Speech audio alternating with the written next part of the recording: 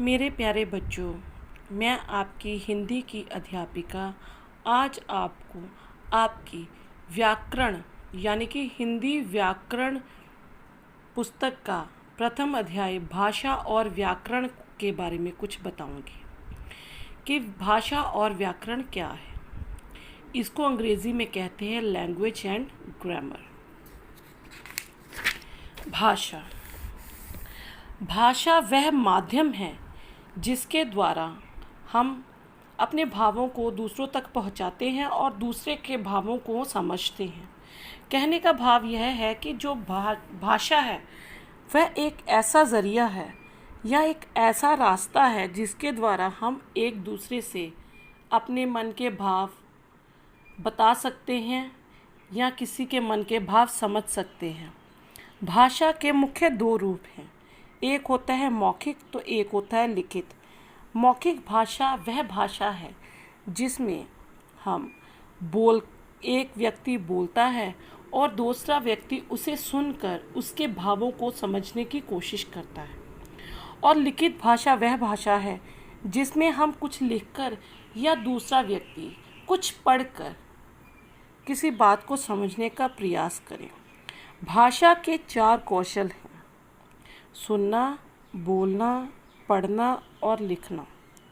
सुनना और बोलना ये मौखिक भाषा के अंतर्गत आते हैं और पढ़ना और लिखना लिखित भाषा के अंतर्गत।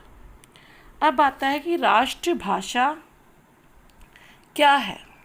राष्ट्रभाषा वह भाषा होती है जो एक देश या एक राष्ट्र के अधिकतर नागरिकों द्वारा प्रयोग की जाती है। यानी कि कहने का भाव होता है कि देश में जिस भाषा का ज़्यादा से ज़्यादा प्रयोग किया जाता है वह कहलाती है देश की राष्ट्रभाषा। जैसे कि भारत की राष्ट्रभाषा है हिंदी, अमेरिका की राष्ट्रभाषा है अंग्रेज़ी और जापान की राष्ट्रभाषा है जापानी। आधिकारिक रूप से हिंदी को अभी राष्ट्रभाषा का दर्जा प्राप्त नहीं हुआ है। राजभाषा वह भाषा जिसका प्रयोग देश के सरकारी तथा गैर सरकारी दफ्तरों में कामकाज के लिए होता है। कहने का भाव है जो देश के सरकारी और गैर सरकारी दफ्तर या कार्यालय जिसमें जिस भाषा का प्रयोग ज़्यादा होता है वह होती है राजभाषा। जैसे भारत की राजभाषा हिंदी, स्पेन की राजभाषा स्पेनिश और रूस की राजभाषा रूसी। भाषा को पढ़ने के उपरांत अब आता है हमारे पास विषय बोली।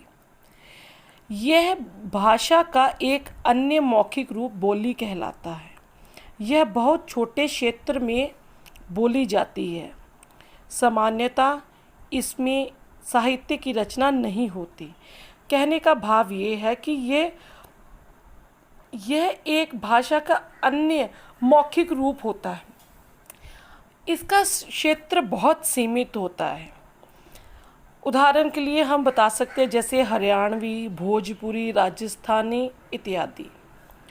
भारत के संविधान में 22 भाषाओं को मान्यता प्राप्त है।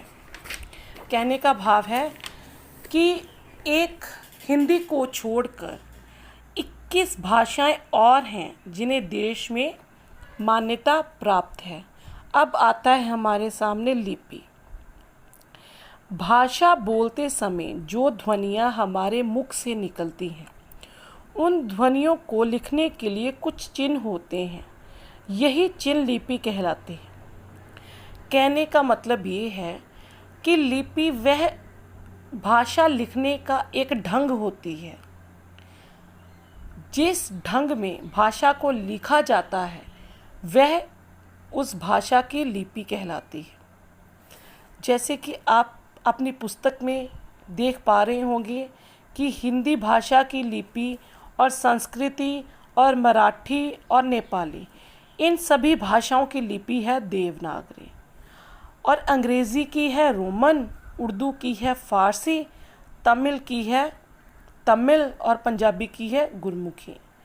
ये आपके समक्ष हैं कुछ भाषाएं और सामने है उनको लिखने का ढंग, लिपि।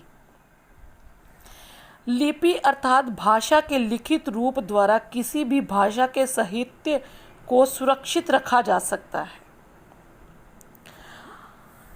अब भाषा, बोली और लिपि, इन सबको पढ़ने के उपरांत हमारे पास एक शीर्षक आता है व्याकरण। व्याकरण वास्तव में वह शास्त्र है जो विद्यार्थी को शुद्ध बोलना, पढ़ना, लिखना सिखाता है। यह हमें भाषा के शुद्ध रूप को बताता है। यह हमें सिखाता है कि किस प्रकार भाषा को शुद्ध रूप में बोला जाए, पढ़ा जाए और लिखा जाए। यदि व्याकरण ना होता तो आज भाषा का कुछ और ही रूप हमारे समक्ष होता।